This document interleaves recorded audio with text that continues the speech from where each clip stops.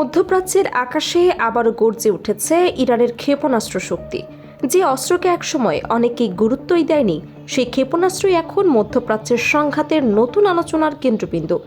Billion ডলারের আকাশ প্রতিরক্ষা ব্যবস্থা একদিকে, আর অন্যদিকে তুলনামূলক কম খরচের একটি ব্যালিস্টিক ক্ষেপণাস্ত্র।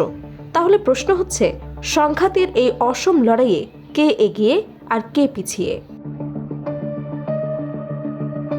মধ্যপ্রাচ্যের চলমান ভূরাজনৈতিক উত্তেজনার মধ্যে নতুন করে আলোচনায় উঠে এসেছে ইরানের স্বল্প পাল্লার ব্যালিস্টিক ক্ষেপণাস্ত্র ফাতে 110।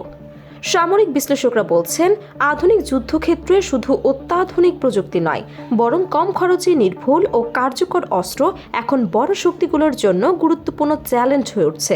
আর সেই বাস্তবতার অন্যতম উদাহরণ হিসেবে সামনে এসেছে ফাতে 110। ইরানের প্রতিরক্ষা কৌশলে ক্ষেপণাস্ত্র কর্মসূচি দীর্ঘদিন ধরে কেন্দ্রীয় ভূমিকা পালন করে আসছে। দেশটির ইসলামিক রেভলিউশনারি গার্ড কর্পস বা IRGC এই কর্মসূচিকে জাতীয় নিরাপত্তার প্রধান স্তম্ভ হিসেবে বিবেচনা করে। সেই কর্মসূচিরই অন্যতম সফল প্রকল্প ফাতে 110। ফার্সি ভাষায় ফাতে শব্দের অর্থ বিজয়ী।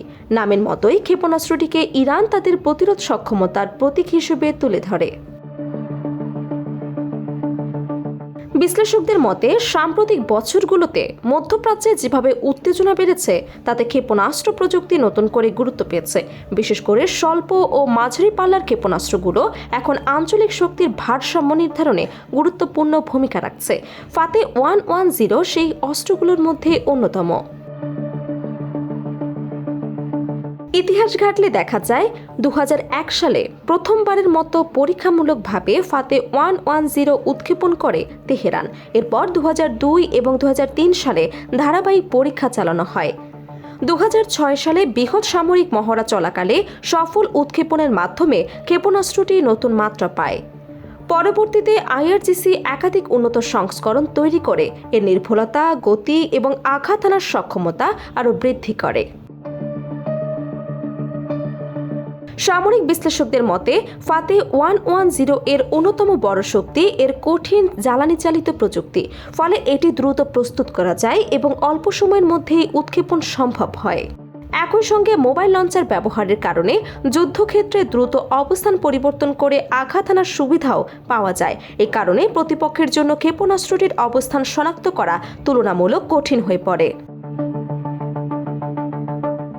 প্রযুক্তিগতভাবে ফাতে 110 একটি স্বল্প পাল্লার ব্যালিস্টিক ক্ষেপণাস্ত্র। এর দৈর্ঘ্য প্রায় 8.86 মিটার এবং ব্যাস প্রায় 61 সেন্টিমিটার। ধারণা করা হয় এটি প্রায় 500 কিলোগ্রাম ওজনের বিস্ফোরক ওয়ারহেড বহন করতে সক্ষম। এছাড়া এতে উন্নত গাইডেন্স এবং নিয়ন্ত্রণ ব্যবস্থা যুক্ত রয়েছে, যা নির্দিষ্ট লক্ষ্যবস্তুতে নির্ভুল আঘাত হানার সক্ষমতা বাড়িয়ে দেয়।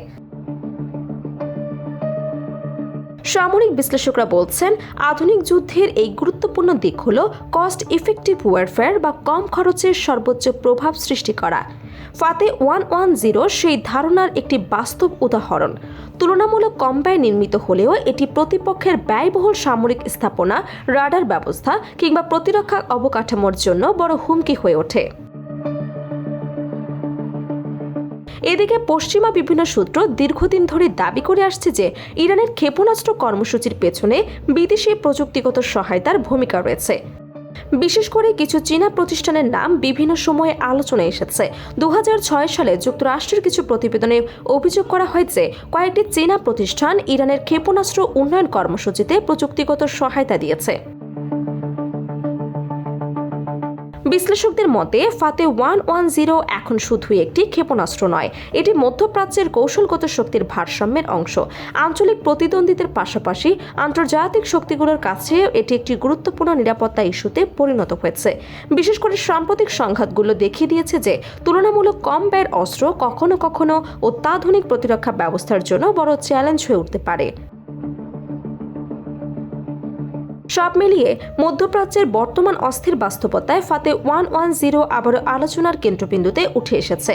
এটি প্রমাণ করছে যে আধুনিক যুদ্ধের সমীকরণ দ্রুতই বদলে যাচ্ছে, যেখানে শুধু প্রযুক্তির আধিপত্য নয়, বরং কার্যকারিতা, কৌশল এবং ব্যয়ের ভারসাম্য নির্ধারণ করছে যুদ্ধক্ষেত্রের সাফল্য।